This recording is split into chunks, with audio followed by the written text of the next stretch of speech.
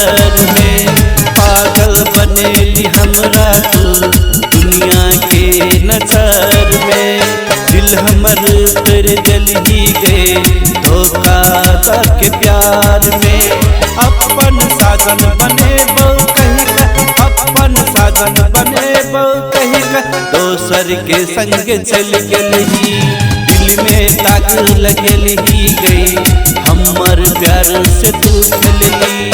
पागल बनेली हमरा तू दुनिया के नजर में। दिल हमर तेरे जल ही गई धोखा के प्यार में।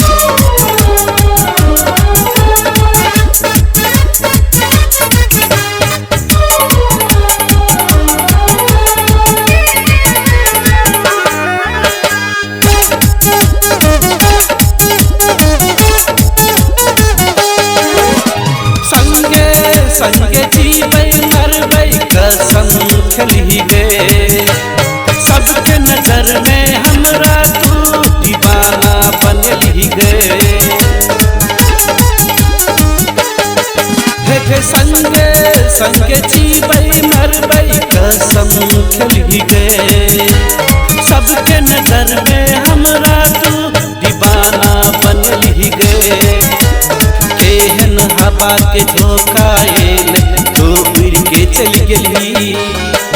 केहन हवा के झोंका आयल तू उड़ के चल गेली। एको बेरी न याद आइयो तू छोड़ के चल गेली। पागल बनेली हमरा तू दुनिया के नजर में।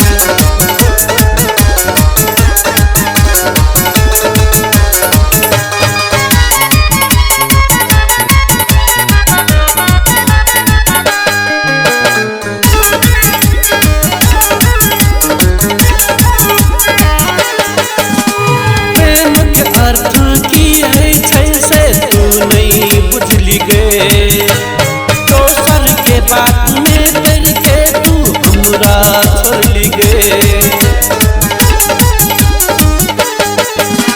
प्रेम के अर्थ की है से तू नहीं बुझली गे। दोसर के बात में करके तू हमरा छोड़ गे। ससुरा में जाके खुश रही हमर दुआ छो। ससुरा में जाके खुश रही हमर दुआ छो।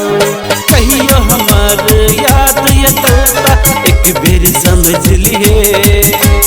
पागल बनेली हमरा तू दुनिया के नजर में। दिल हमर तेरे दिल ही गई धोखा के प्यार में। पागल बनेली हमरा तू दुनिया के नजर में। दिल हमर तेरे दिल ही गई धोखा के प्यार में।